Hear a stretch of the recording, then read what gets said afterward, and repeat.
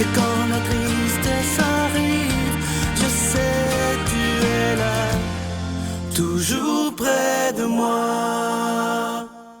Bon lundi matin, j'espère que vous avez passé une belle fin de semaine reposante et qu'on se prépare à vivre une belle semaine où on prendra le temps de regarder tout ce qu'il y a de beau et de grand dans la nature, parce que dans quelques jours, ce sera enfin le printemps pour beaucoup de monde. Je sais que vous avez hâte que l'hiver nous quitte, alors dans quelques jours, évidemment, ce sera le printemps. Comme on le fait tous les lundis, on rejoint notre ami, M. Eddie Savoie. Cette émission vous est présentée par l'organisme catholique La Victoire de l'amour. Depuis toujours, l'être humain cherche le chemin qui mène au vrai bonheur. Pourtant, encore aujourd'hui, notre monde se meurt d'un manque d'amour. Il y a plus de 2000 ans, un homme du nom de Jésus de Nazareth est venu bouleverser le monde, et ce, à tout jamais. Si tu acceptes le Christ dans ta vie, tu es condamné à être heureux.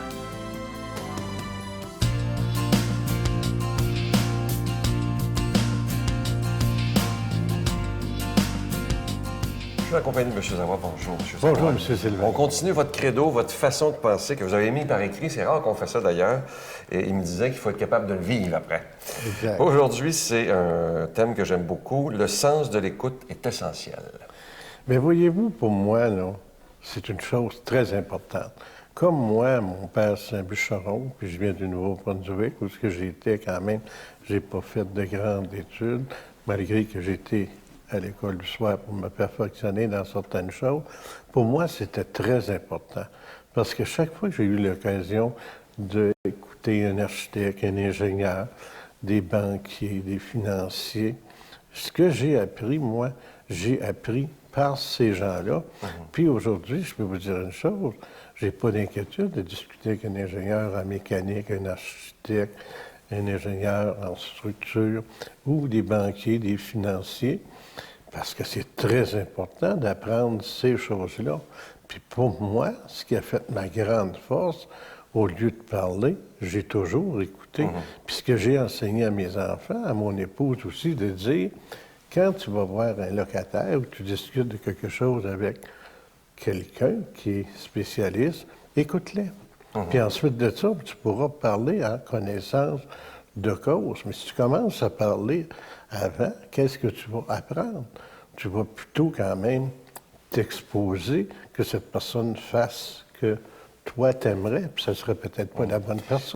J'ai remarqué aussi au niveau du sens d'écoute, quand on va faire nos enregistrements à Sainte-Julie, bon, on sait que vous êtes un homme très occupé, mais j'ai remarqué, parce que je vous regarde, que beaucoup de gens qui veulent vous parler, vous prenez toujours le temps d'écouter, même si vous avez 1000 occupations qui s'en viennent.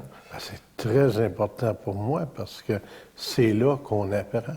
Puis dans la vie, plus qu'on apprend, mais plus qu'on est capable quand même de faire des choses en connaissance de cause. Et c'est important pour vous d'écouter, que ce soit vos résidents, que ce soit des gens autour de vous, même si vous êtes pressé. C'est important pour vous d'écouter ces gens-là s'ils ont des petits problèmes. Oui, toujours. Puis avec politesse, si j'ai à faire quelque chose qui est très important, je vais lui dire, écoute, je vais passer tout à l'heure, on apprendra la conversation. Parce que cette personne-là, pour lui, c'est important. Parce que si j'écoute pas cette personne-là n'aura pas le même respect envers moi qu'elle peut avoir. Puis comme vous avez vu, quand je fais mes enregistrements, j'ai du plaisir à parler les gens, puis j'ai pas peur de leur dire n'importe quoi, parce que je sais que ces gens-là connaissent ma philosophie. Alors, cette semaine, on va essayer d'apprendre à écouter. Merci, M. Savoie. Plaisir, M. Sylvain. Notre Père qui es aux cieux, que ton nom soit sanctifié, que ton règne vienne, que ta volonté soit faite sur la terre comme au ciel. Donne-nous aujourd'hui notre pain de ce jour. Pardonne-nous nos offenses, comme nous pardonnons aussi à ceux qui nous ont offensés. Et ne nous soumets pas à la tentation, mais délivre-nous du mal, car c'est à toi qu'appartiennent le règne, la puissance et la gloire, pour les siècles des siècles. Amen. Comme vous savez, on est dans la période du carême, et ce mois-ci, on a décidé, c'est un grand risque pour la Victoire de l'amour, de ne pas donner de cadeau du mois. Alors, pas de chaîne, pas de bracelet, pas de livre. Le cadeau qu'on veut vous donner, c'est que ces émissions puissent continuer à être diffusées sur l'ensemble du réseau TVA, sur Internet, sur Facebook. Et moi, je sais que je vous fais confiance. Je vous connais, on se connaît depuis maintenant 18 ans, et je sais que vous accepterez de faire un don gratuitement sans rien attendre en retour, simplement parce que vous croyez qu'il est essentiel d'annoncer la parole de Dieu. Alors moi, je vous fais confiance. C'est un risque. Il y a des gens autour de moi qui sont plus comptables qui m'ont dit que j'allais me casser la gueule, mais j'ai décidé de faire confiance totalement en Jésus de Nazareth et en vous qui l'aimez. Alors merci de tout cœur de votre générosité. Je vous rappelle que vous recevrez également un reçu pour fin d'impôt. La Victoire de l'amour, casier postal 120, succursale Boucherville à Boucherville. Le J4B 5E6, je vous la redonne. La Victoire de l'amour, casier postal 120, succursale Boucherville à Boucherville. Le J4B 5E6. Également par carte de crédit, par téléphone dans le 514-523-4433, 523-4433 ou sans frais le 1-888-811-9291, 1-888-811-9291, aussi sur notre site Internet, le www.lavictoiredelamour.org. Alors, merci de tout mon cœur. Vraiment, je vous fais confiance afin que dans cette période du carême, on accepte tous de dire, Seigneur, je te fais un don et je veux rien attendre en retour. Je le fais simplement parce que je t'aime.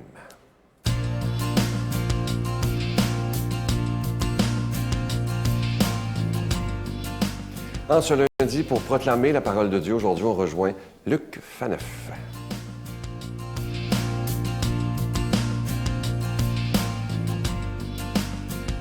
Merci d'être là pour cette méditation d'Évangile du jour, dans lequel nous allons voir que Jésus va enseigner à ses disciples qu'il est vraiment la lumière du monde, n'est-ce pas? Une lumière qui donne la vie.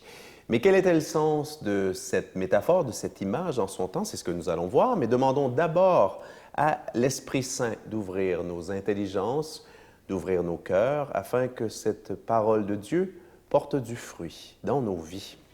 Jésus disait aux Juifs, « Moi, je suis la lumière du monde. Celui qui me suit ne marchera pas dans les ténèbres, il aura la lumière de la vie. » Les pharisiens lui dirent alors, « Tu te rends témoignage à toi-même, ce n'est donc pas un vrai témoignage. » Jésus leur répondit, « Oui, moi, je me rends témoignage à moi-même, et pourtant, c'est un vrai témoignage, car je sais d'où je suis venu et où je m'en vais, mais vous ne savez ni d'où je viens, ni où je m'en vais.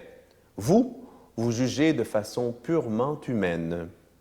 Moi, je ne juge personne, et s'il m'arrive de juger, mon jugement est vrai, parce que je ne suis pas seul. J'ai le Père avec moi qui m'a envoyé. Or, il est écrit dans votre loi que s'il y a 2 témoins, c'est un vrai témoignage. Moi, je me rends témoignage à moi-même, et le Père qui m'a envoyé témoigne aussi pour moi. » Les pharisiens lui disaient, « Où est-il, ton Père? » Jésus répondit, « Vous ne connaissez ni moi, ni mon Père. Si vous me connaissiez, vous connaîtriez aussi mon Père. » Il prononça ces paroles alors qu'il enseignait au temple, à côté du trésor. Et personne ne l'arrêta parce que son heure n'était pas encore venue. Acclamons cette parole de Dieu.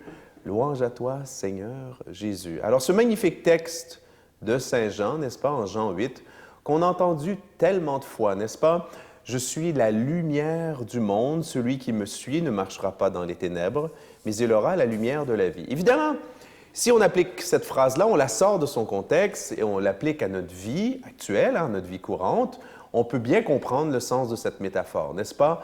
Avoir la foi, accepter Jésus dans notre vie, accepter la foi reçue des apôtres, la foi de l'Église, c'est vraiment recevoir une lumière dans notre vie. Comme disait sainte Thérèse de Lisieux en citant un psaume, « Quand je marche, ta lumière jaillit sous mes pas. » Marcher avec Dieu, accepter Dieu dans notre vie, c'est, laisser cette lumière divine venir éclairer le mystère de notre être, le mystère de notre vie, mais aussi, je dirais, notre vocation profonde. Nous avons été créés par Dieu, ça c'est notre origine, mais nous avons été créés surtout pour Dieu, pour être avec lui dès maintenant, dès ici-bas sur la terre.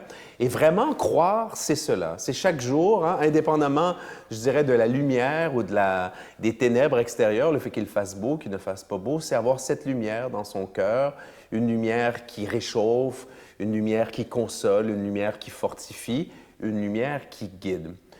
À l'époque de Jésus. Quand Jésus se dit « Je suis la lumière du monde », bien, il faut savoir que dans ce contexte-là, il s'agit d'une des 3 fêtes principales du judaïsme. La première, vous en doutez bien, c'est la fête de Pâques, n'est-ce pas? La fête qui rappelle l'Exode. La deuxième fête principale chez les Juifs de l'époque, c'est la fête de Shavuot. Shavuot, ça veut dire le don de la loi. Hein, on sait l'importance de la loi. À l'époque, pour les Juifs, on sait comment est-ce que Jésus va critiquer justement cette genre de crispation, hein, le fait qu'on ait sacralisé la loi en oubliant l'essentiel, l'amour de Dieu et du prochain. La troisième fête, c'était celle-ci, c'était la fête de Sukkot, ce qu'on appelle la fête des cabanes. Et essentiellement, elle rappelait quoi? Bien, les cabanes ou les tentes. C'est que, hein, dans leur précipitation, les Juifs, après l'Exode, hein, ont dû vivre dans le désert pendant longtemps et ils ne pouvaient pas s'installer vraiment avec des habitations permanentes. Donc, ils vivaient dans des cabanes.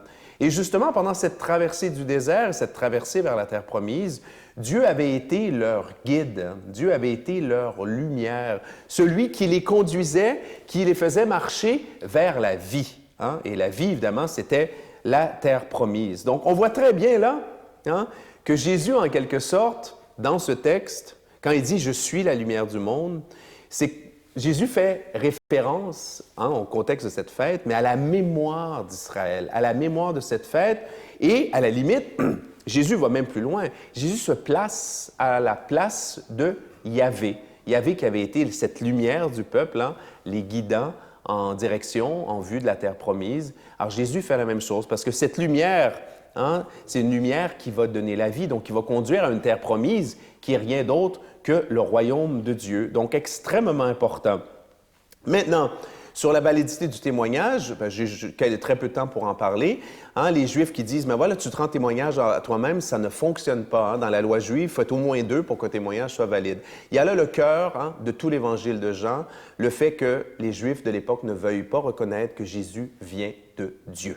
Demandons à Dieu de nous bénir, lui qui est Père, Fils et Saint-Esprit. À bientôt.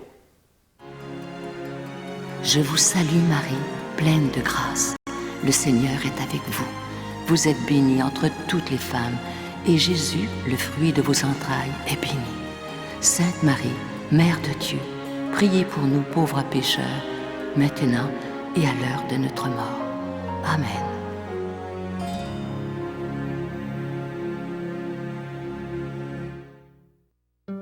Dans le cadre de l'année de la foi, la Victoire de l'amour vous invite à son pèlerinage du 2 au 13 mai 2013. Nous irons ensemble à Paris, Versailles, Saint-Malo, le magnifique Mont-Saint-Michel, Chartres et Lourdes, en compagnie de Monseigneur Jacques Gaillot, Miguel Padilla et moi-même. Célébration eucharistique à tous les jours et enseignement. Réservez rapidement avec Voyage Intermission dans le 514-288-6077, 288-6077 ou sans frais, le 1-800-465-3255, 1-800-465-3255. Venez vivre des moments inoubliables en compagnie de celui qu'on appelle Monseigneur des Autres, Monseigneur Jacques Gaillot de Paris.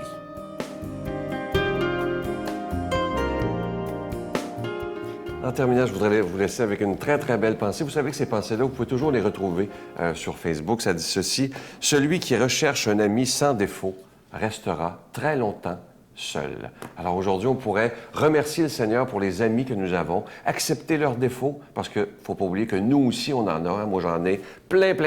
Mes amis les acceptent. Alors aujourd'hui, remercions le Seigneur pour ces amis si précieux qui nous sont prêtés et ayons jamais peur de leur dire à quel point on les aime.